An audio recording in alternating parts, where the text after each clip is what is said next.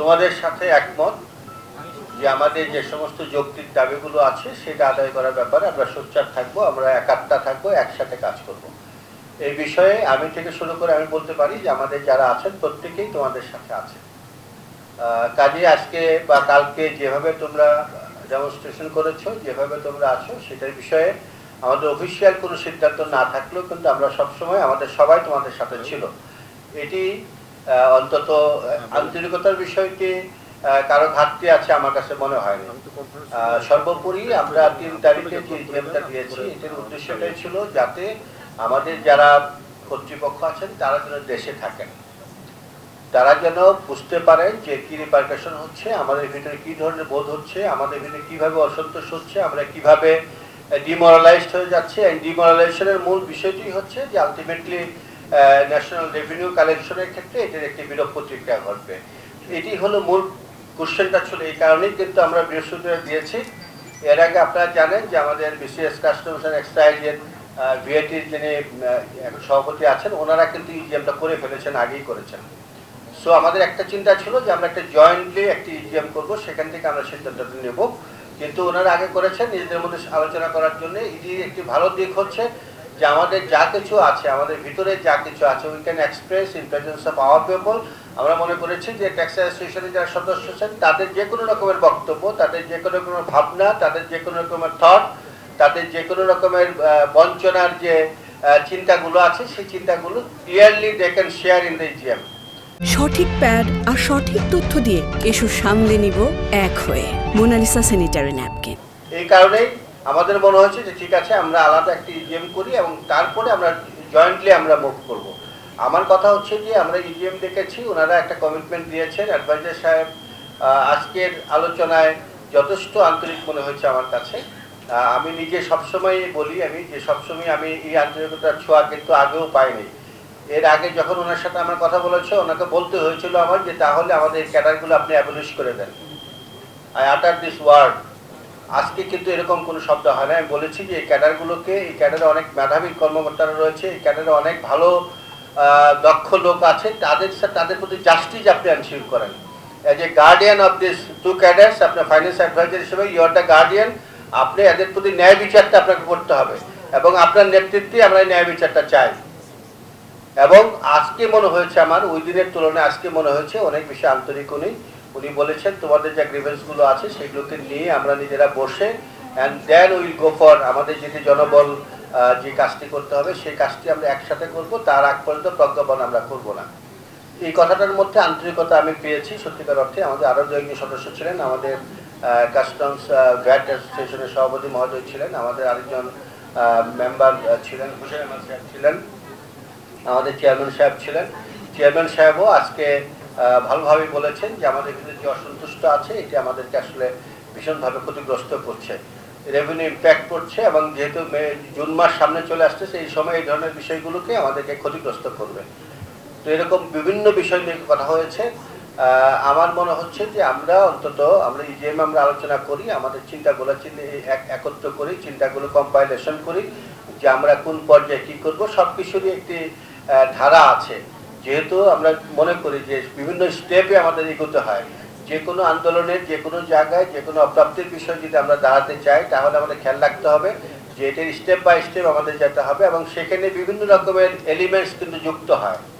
আমি খুব ক্লিয়ারলি আজকে বলি যে এখানে যারা রিটায়ার্ড কিছু কর্মকর্তাও চলে আসছেন, তাদের সম্পর্কে নেগেটিভ ইম্প্যাক্ট আছে, নেগেটিভ ইমেজ আছে।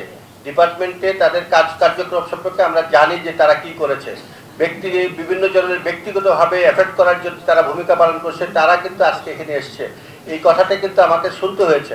আমার কথা হচ্ছে যে এই বিষয়গুলো আমাদের মনে রাখতে হবে যে আমরা আমাদের আন্দোলন করতে গিয়ে আমাদের ক্ষতিগ্রস্ত যেন না করি, আমাদের ভিতরে যেন বাইরের কোনো এলিমেন্ট চলে না আসে যারা আসলে প্রভাব করবে এটাকে ভিন্ন দিকে প্রবাহিত করার জন্য। সেই বিষয়টা আমরা সচেতন থাকতে হবে। এবং আমি বলতে পারি যে আমাদের যারা বিশেষ করে যৌক্তিক এর ব্যাপারে যৌক্তিকভাবে যারা রিঅ্যাকশন করছেন, যৌক্তিকভাবে কথা বলছেন, তাদের ব্যাপারে যে কোনো বিষয়ে আমি তাদের পাশে সবসময় থাকবো ইনশাল্লাহ। আমি এই প্রতিশ্রুতি না শুধু এটা আমার দিক থেকে, এটা আমার ন্যাচারের অংশ, আমি প্রতিশ্রুতি দিচ্ছি এবং আমরা একসাথে থাকবো, আমরা একসাথে চিন্তা করব, আমরা ক্যাডারে ভালোর জন্য কাজ করব। ক্যাডার যদি ভালো হয়, যে প্রতিশ্রুতিগুলো উনি দিয়েছেন তাতে আমাদের ক্যাডারের অনেক বেশি ভালো হওয়ার সুযোগ তৈরি হবে আমার কাছে মনে হয়েছে। সেটি বাস্তবায়ন করা গেলে আমরা আমাদের পরবর্তী প্রজন্ম, তোমাদের শুধু নয়, তোমাদের জুনিয়ররা শুধু নয়, পরবর্তী প্রজন্মের কাছে আমরা বলতে পারবো যে এই জায়গাটি আমরা তৈরি করে দিয়ে আসছিলাম, সেটা will be the part of this. আমি এই কথাটাই বলছি এবং আমাদের ইজিএমে আমরা থ্রেডবের আলোচনা করব, আরও ডিটেলসে আলোচনা করব এবং সেখানে তোমাদের কথা বলে ইনশাল্লাহ শুনবো। আমি তোমাদেরকে ধন্যবাদ দেই, এক ধরনের কৃতজ্ঞতা অবশ্যই জানাই যে তোমরা সামনে এগিয়ে এসেছিলে দেখেই আমাদের ফাইন্যান্স অ্যাডমিনিস্ট্রেটর সাহেব আজকে এত বেশি পেশেন্স শেয়ারিং দিয়েছেন। উনি কাউকে অ্যালাউ করেননি, শুধু আমাদের না, অন্য কাউকে কিন্তু এই সময়টাতে অ্যালাউ করেননি। 1 ঘন্টা উনি আমাদেরকে সময় দিয়েছেন, প্রতিটা এক শব্দ নিয়ে আমরা কথা বলেছি।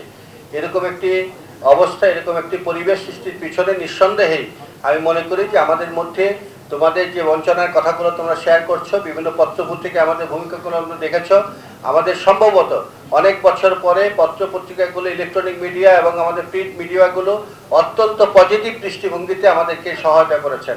আমি তাদেরকেও এর সাথে সহযোগিতা করি, তাদেরকে ধন্যবাদ জানাই যে তারা আমাদের ব্যথাতে বুঝতে পেরেছেন, তারা আমাদের কষ্টের বিষয়টা বুঝতে পেরেছেন, তারা বুঝতে পেরেছেন যে যে সময়ে যে কারণে আমরা 5ই আগস্টে যে বিপ্লবের কথা বলি, সেই বিপ্লবের অপূর্বে পরিবেশে যাদের কারণে সেই পরিবেশটি তৈরি হয়েছিল, তারা কারা ছিল, সেটা তারা কারা, কাদের জন্য তারা কারা দায়ী, সেই বিষয়গুলো তারাও বুঝতে পেরেছেন। আমাদের বাইরের থেকে যারা আসেন তারা এসে কি কাজ করার চেষ্টা করেন, কিভাবে আমাদের সাথে অসামঞ্জস্য তৈরি হয়, কিভাবে আমাদের সাথে দূরত্ব তৈরি হয়, কিভাবে আমাদের কাজের পরিবেশ বিনষ্ট হয়, এই বিষয়ে তারাও ধারণা পেয়েছেন। বিকজ অফ দ্য রিলেশনশিপ, তাদের সাথে আমাদের ইন্টারাকশন হওয়ার কারণে তারা বুঝতে পেরেছেন যে ইনসাইড হিস্ট্রিটা কী। তা আমি মনে করি যে আমরা এখন পর্যন্ত যে অবস্থায় আছি, we are on the right track. ইনশাল্লাহ আমরা সবাই মিলে এভাবে থাকবো, সবাই মিলে একাট্টা থাকবো, কিন্তু এটা কোনোভাবেই যেন আমাদের ভিন্ন দিকে যেন কোনোভাবেই প্রভাবিত করতে না পারে কোনো একটি মহল, সে বিষয়টা আমরা একটু সতর্ক থাকবো। তোমাদেরকে আবারও ধন্যবাদ। আমি ব্যক্তিগতভাবে অবশ্যই অ্যাসোসিয়েশনের সভাপতি হিসাবে এবং কাস্টমস এক্সাইজ এবং ভ্যাট অ্যাসোসিয়েশনের সভাপতি মহোদয় এখানে রয়েছেন, আমরা দুইজনেই চেষ্টা করছি, আমরা অনেক পরিশ্রম করছি। ওনাদেরকে বিশেষ করে আমি বলবো যে পরিমাণ পরিশ্রম করেছে, ওনাকে এর আগে যে ড্রাফটটা আমরা করেছি, আমরা যদি ড্রাফটটা না করে দিতাম তাহলে যে ড্রাফটটি হতো তোমরা চিন্তাই করতে পারবে না সেটা কী ধরনের ড্রাফট হতো। আমরা যদি জনবল কাঠামোর বিষয়টি নিজেরা তৈরি করে না দেই তাহলে তোমরা চিন্তাই করতে পারবে না সেখানে কী সব জিনিসগুলো স্টার্ট হবে। আমরা দেওয়ার পরেও টুইস্টিং হয়েছে, আমরা দেওয়ার পরেও বিভিন্নভাবে এটাকে বিকৃত করার চেষ্টা করা হয়েছে, বিভিন্নভাবে প্রভাব বিস্তারের জন্য এনশিওর করার চেষ্টা করা হয়েছে। আমরা এই জিনিসগুলোকেই আজকে উত্থাপন করেছি এবং উনি কনভিন্সড হয়েছেন যে বিষয়গুলো দেখা দরকার আছে, এটা সাংগঠনিক অনেক বিষয়গুলো রয়েছে। আমি মনে করি যে এখন পর্যন্ত আমরা যেভাবে যাচ্ছি, যেভাবে আমরা আছি, সেটি এখন পর্যন্ত সঠিক আছে। আমরা ইনশাল্লাহ যদি কোনো রকমের ব্যত্যয় কোনো কিছু ঘটে, আমরা যিনি কমিটমেন্ট দিয়েছেন, উনি বলেছেন আমি কমিটমেন্ট রক্ষা করব এবং আমি ওনার কমিটমেন্টের কথা স্মরণ করিয়ে দিব, এই কথাটাও আমি উচ্চারণ করেছি। ভাই ছিলেন এখানে, আমি বলছি যে আপনি যে কমিটমেন্ট দিলেন এই কমিটমেন্টটা আমি শেয়ার করবো আপনার স্টেটমেন্ট হিসাবে, এবং উনি কিন্তু এগ্রি করেছেন যে ঠিক আছে তুমি এটা শেয়ার করো। এই যে বললাম, এই যে একটা সুন্দর পরিবেশও করেছি, আমরা এটাকে কাজে লাগাই, আশা করছি যে আমাদের জন্য ভালোই হবে। সবাইকে ধন্যবাদ, আবারও অনেক কষ্ট করেছো তোমরা, এই জন্য আবার ধন্যবাদ এবং কৃতজ্ঞতা। স্যার ক্লাসরুম স্যার, স্যার আমি একটা বিষয় একটু ক্লিয়ার হতে চাচ্ছিলাম। স্যার আমাদের মধ্যে একটা বিষয় অস্পষ্টতা যেটা তৈরি হয়েছে স্যার, আমরা একটা ক্লিপ দেখেছি স্যার, যেটা টিভি সি নিউজে এসেছে স্যার। এপিসিসিআই সম্মেলনে স্যার আমাদের অর্থ উপদেষ্টা মহোদয় বলেছেন যে এই অধ্যাদেশ সংশোধনের আর সুযোগ নেই, সেটা ক্যাবিনেটে পাশ হয়ে গেছে। তাহলে স্যার আমাদের অর্থ উপদেষ্টা মহোদয় যে আশ্বাসটা দিয়েছেন, এটা কি স্যার ওই ভিডিও ক্লিপটা আসার পরে স্যার আপনারা বসেছেন নাকি ওটা আগের কথা ছিল স্যার? আমরা পরে বসেছি এবং আপনাকে এইটুকু আশ্বস্ত করছি যে এটা পাস হয়নি। স্যার আসসালামু আলাইকুম স্যার। স্যার আমাদের শনিবারের ইজিএমের আগে আমাদের একটা পেপারস লাগবে স্যার, অবশ্যই রাজস্ব সংস্কার কমিটির মূল প্রতিবেদনটা আমাদের লাগবে স্যার। আমরা আকাশ বাতাসের উপর ভিত্তি করে আমরা আমাদের প্রস্তাব দিতে পারবো না স্যার, আমাদের প্রস্তাবের একটা ভিত্তি থাকতে হবে স্যার। আমাদের রাজস্ব সংস্কার কমিটির মূল প্রতিবেদনের ভিত্তিতে আমরা শনিবার আমাদের প্রস্তাবগুলো পেশ করব। আর আরেকটা জিনিস স্যার, আমাদের সংখ্যাগরিষ্ঠের প্রস্তাবের কাছে আপনাদের যারা সভাপতি সেক্রেটারি আছেন দুই অ্যাসোসিয়েশনের, আপনাদেরকে অবশ্যই আমাদের প্রস্তাবের উপর আপনাদের অটুট থাকতে হবে স্যার। আপনারা যদি তখন বলেন স্যার আমরা এই লাইবিলিটি নিতে পারবো না, তাহলে কিন্তু হবে না স্যার। স্যার আপনাদেরকে ওই লাইবিলিটি নিতে হবে, আমরা সংখ্যাগরিষ্ঠের মতামতের আপনাদের থাকতে হবে স্যার। স্যার আমাদের মূল প্রতিবেদনটা লাগবে স্যার, আমাদের কালকের মধ্যে মূল প্রতিবেদনের ব্যবস্থা করে দিতে হবে স্যার।